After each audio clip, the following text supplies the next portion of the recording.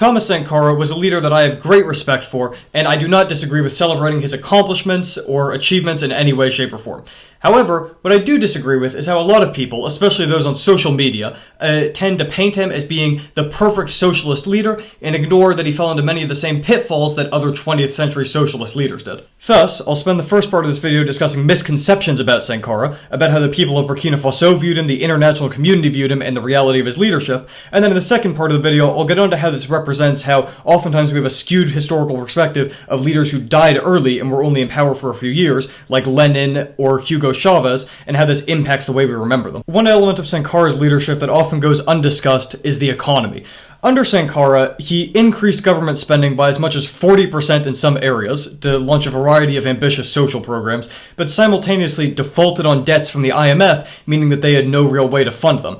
This led to Sankara having negative growth in 2 of his 5 years of leadership. I think the reason that a lot of this tends to go unnoticed is because people who are thinking of Sankara tend to conflate him being an idealistic leader with an ideal leader. What I mean by that is that Sankara is often remembered for this very grandiose, dramatic, moralistic, and socialistic way that he would talk. For example, he was quoted as saying, "We must either have clean drinking water for all or champagne for the few." Which is great, but at the same time, he was also unable to fulfill a lot of his responsibilities as leader. For example, as the historian Ernst Harst puts it, Sankara's dogged pursuit of autarky led to costly mistakes, like having long-term debt burdens. But I think a lot of the time, people who are thinking of Sankara only remember his speaking and the way that that resonated with people, rather than actually analyzing the merits of his regime. That being said, Sankara's leadership could also be criticized in the complete opposite direction, which is that he was overly pragmatic and at times ruthless. For example, at the time, he was widely criticized as a military dictator, which often goes forgotten today, because he didn't seize power through any kind of popular revolt or have any kind of electoral legitimacy, but rather took power in a military coup in the capital. Now granted, he had some kind of widespread support because he had public acceptance of his policies for a few years after he seized power. But Mr. Confilipados, I might hear you say, at the beginning of this video, you said you had great respect for Sankara, and now you've just spent 5 minutes talking about how he's a horrible person and hasn't done anything right in his entire political career. Just because I disagree with the idealistic perception that a lot of people tend to have of him, doesn't mean that I discount a lot of the achievements that his regime may have had. I'll put some of them on screen now, but this is the same way that I feel about leaders like Hugo Chavez or Vladimir Lenin. Which is that I understand that there were certain accomplishments during the regime which were commendable, but I think that the way that people tend to portray them as the perfect socialist leader is incorrect.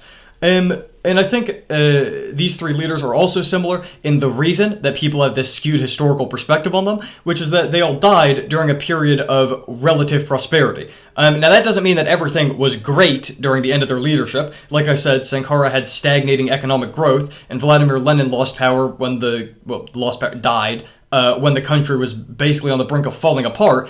But both of them came before leaders who were much more brutal, Blaise Compaoré and Joseph Stalin, and so relatively, the regimes are remembered as much less harsher. One of the best demonstrations of this is how people tend to view Trotsky historically.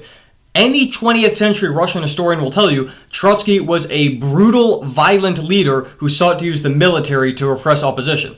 Now, it could certainly be argued that this was just the nature of Russian politics at the time, and that all factions had to tragically use pragmatic and violent methods to secure their power.